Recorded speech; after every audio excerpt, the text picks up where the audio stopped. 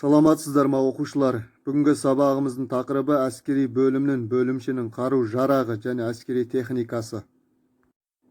Сабақтың мақсаты әскери бөлімнің бөлімшенің қару-жарағы және әскери техникасы. Олардың қолданылуы, тактикалық техникалық сипаттамасымен танысу.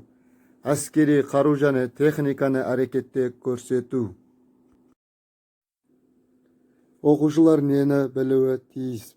Ұрыс және оның түрлерін, әскери бөлімшесінің құрамы, бөлімнің қару-жарағы, бөлімнің ұрыстық мүмкіндіктері туралы білуі тиіс. Оқушылар нені үйренуі тиіс? Ұрыстың негізгі түрлерін ажыратуды, ұрыста адам күшін есептеу кезінде бөлімнің мүмкіндіктері туралы білімдерін қолдануды үйренуі тиіс.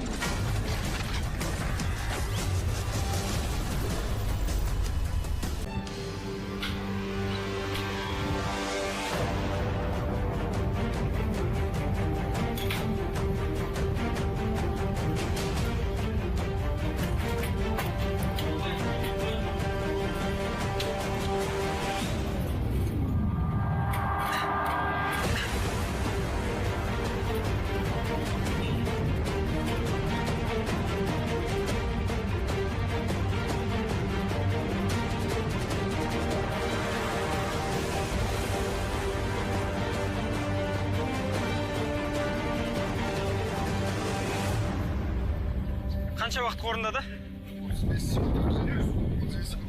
Жарыста шайқас сияқты. Жеңіс тағдыры қас қағым сәтте шешіледі. Сондықтан жігіттер күн сайын нормативтерін 1 секундқа болсын жаңартуға тырысуда. Өйткені биылғы дода тіпті тартысты болмақ. Арлан ұрыс көліктерінің басқалардан басты ерекшелігі бұл толықтай сауытталған. Мысалға автомат оғымен бұны кесіп шығу емес. Сонымен қатар бұның дөңгелектері де өте үлкен. Бұл соның арқасында осындай далалық жерде өзінің жылдамдығын сағатына 80 шақырымға дейін арттыра алады. Технологиялық тұрғыда артықшылықтарын айтар болсақ, қозғалтқышының ресурстық уақыты өте ұзақ. Мысалға, ол ыстық температурада қатты қызып кетсе, өзін-өзі сақтай алатын режимдік жүйе бар. Машинаның негізгі бөлшектері әлемде мойындалған сервистік қызмет көрсету жағынан тиімді түрлері таңдалып әкелінеді екен. Ал өзге саймандар, мысалға сымдар мен жарық шамдары отандық өндірушілерден сатып алынады. Қалған ұсақ түйектерін өздері жасап алады. Боевой модулі, онда оператор 12-7 миллиметрлік НЗВТ пулеметімен оқ жаудырады. Оның басқаруы бәрі стабилизатормен, дистанционерлік құрылғымен жабдықталған.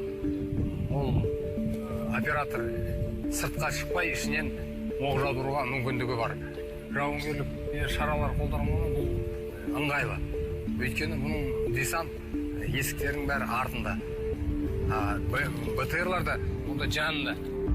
Яғни атыс кезінде жасақтың оққа ұшу қауіпсіздігі азаяды, әрі штаттық қаруынан мүлтіксіз атыс жүргізуге болады. Бұл алдыңғы шептегі қарсыластың қарқынын бәсеңдетіп, мергендерін құртуға мүмкіндік береді. Өзінің тактика-техникалық артықшылықтарының арқасында арландар болашақта ескі БТРларды толық алмас. Үйге тапсырма.